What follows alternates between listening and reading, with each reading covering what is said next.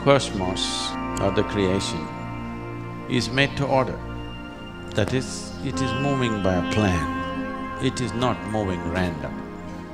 And it is in a process of genesis or evolution, always, from within itself. We here call it prapanch, which means something that came out of the five elements being the basis. Something that is beyond prapanch could be related as cosmos. We call it Brahmanda. When the yogis saw the nature of the cosmos as to how it's evolving from within itself and its ability to evolve is quite limitless, they were tempted to make their own cosmogenic process. Many wonderful…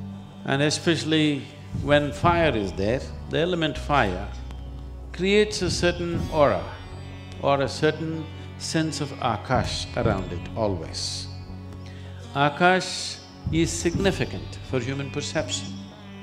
Only where there is akash, a strong presence of akash, one's ability to perceive is enhanced.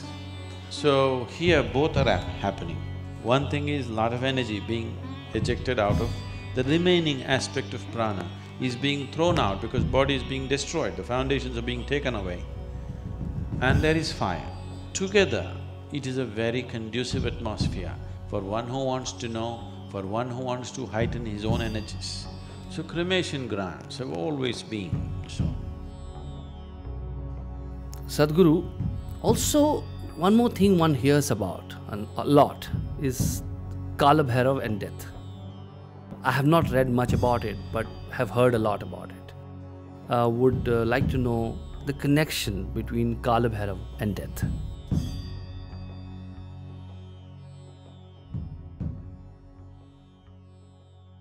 Mahadeva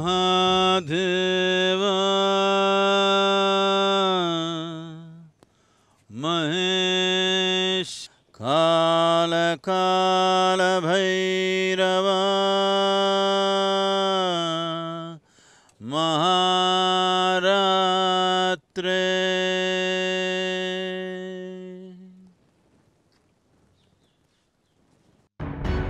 Upon hearing Brahma's lie that he had reached the very top of the eternal pillar of light, a very fierce, terrible form of Shiva emerged.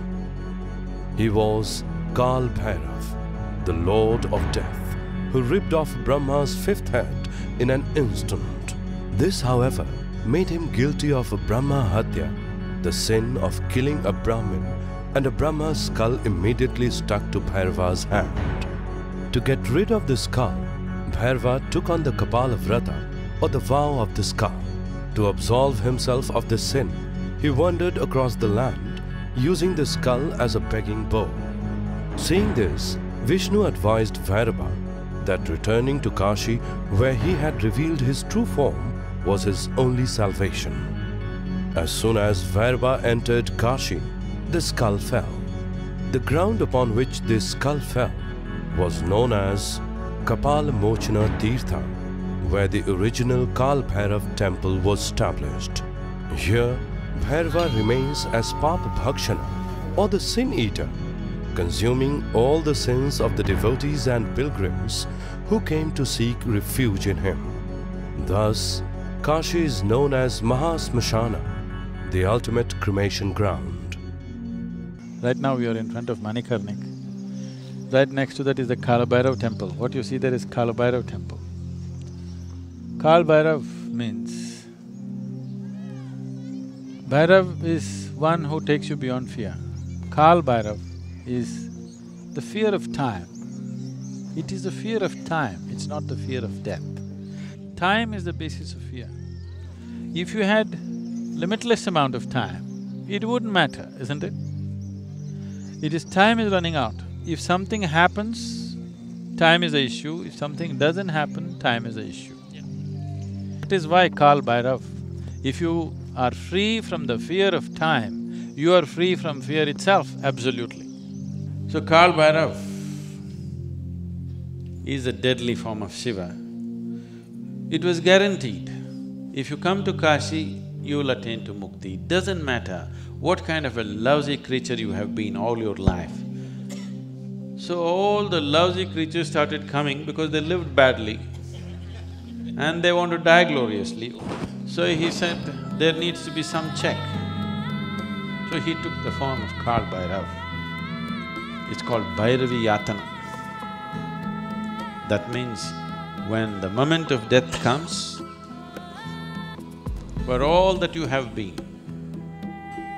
your whole many lifetimes plays out in a moment with great intensity. And whatever pleasures and sufferings and pains that need to happen to you will all happen.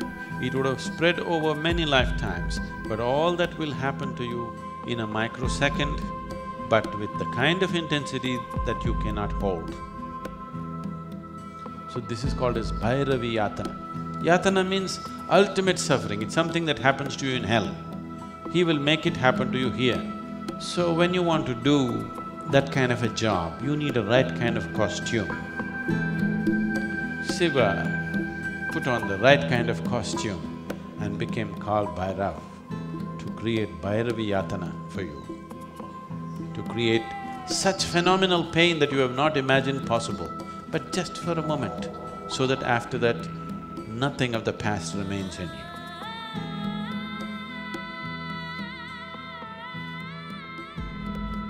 It is said that whoever commits a sin in the city of Kashi will be doomed by Kal Bhairav to wander as a pishacha in a tortured, disembodied state. Even for such tormented beings, the city of Kashi offers liberation at the Pishacha Mochan temple. This wretched state is far worse than that of the Bhairavi Yatana, as the torturous lifespan of a pishacha is 3 lakh years. Pishacha Mochan, said to have once been a pishacha himself, was assigned by Kal Bhairava to carry out this role of delivering even the most sinful into ultimate liberation.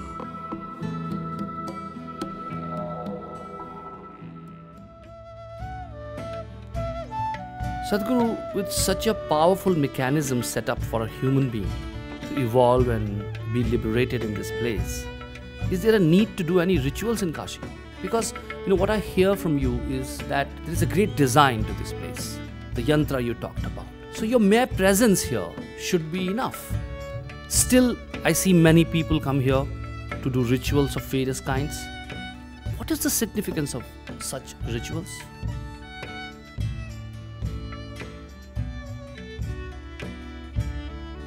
Kashi is full of rituals. It was the center of rituals. There's nothing as surefire as doing something internally. That is the best way to do it. So once you've been initiated into your process, that is what you should depend on. Why these things are built is, it's for the public. They do not know how to do anything with themselves, but they know enough that something needs to be done with them.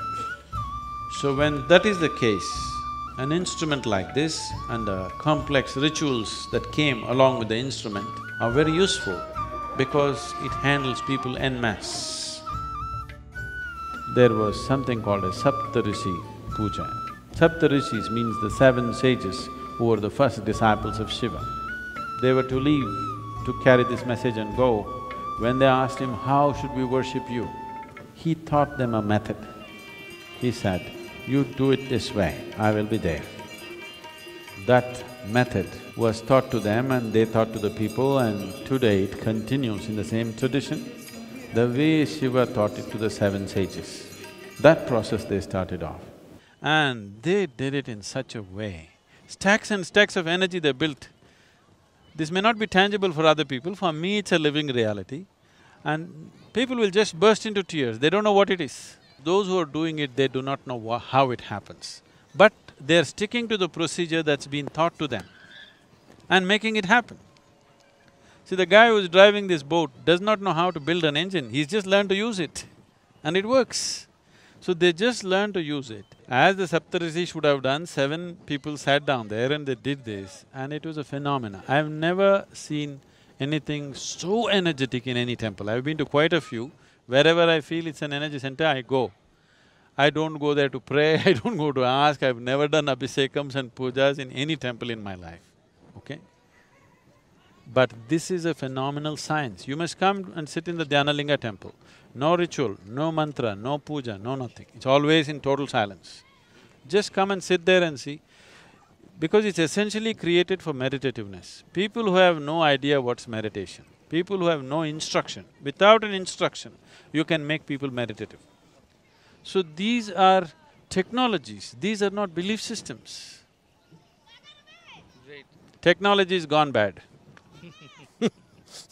My last question to you is, when somebody comes to Kashi, what is a must one should experience here?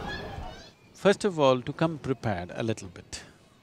I would say, if you're traveling to Kashi, at least for 3 months, get initiated to some simple meditative process. Meditate for some time, make yourself little more sensitive and come. Leave all your beliefs at home and come. Thank you, It was really a pleasure.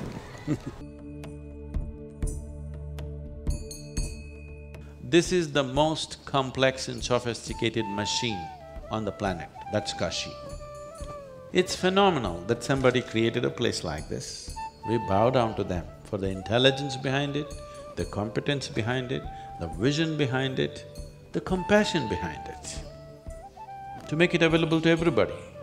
This is what the world needs, not dogma, not philosophies, not belief systems. Human ability to go beyond our sense organs and be able to perceive something which is right now considered beyond. This is the only way a human being will know. This is the only way a human consciousness will expand. This is the only way a human being will evolve beyond narrow divisions that have happened in human societies. But those instruments are being systematically destroyed. It's important that these things are brought back. Past we have survived. The question is, the future, will we survive? This has been unfortunate history of humanity, that the greatest things on the planet will not survive, the crudest things will survive. Unless societies, individual human beings take care to nourish them. It's very important. If you want a refined society for tomorrow, for our children and their children to live, if we want a refined society, it's very important we nurture the sophistication that is around. Otherwise, crude things will dominate anyway. Very easy to manifest the crude, very difficult to manifest the sophistication because it takes thousands of years to evolve it. So, it is a responsibility that we have as a generation of people to bring out the subtle aspects of life and somehow to make them live to whatever extent everybody can do. If we cannot create another Kashi, the existing one we should preserve to whatever extent we can and create more instruments through which human beings can connect to larger possibility. We don't need more books to read. We need more practical instruments and methods through which a human being can expand his sense of who he is right now.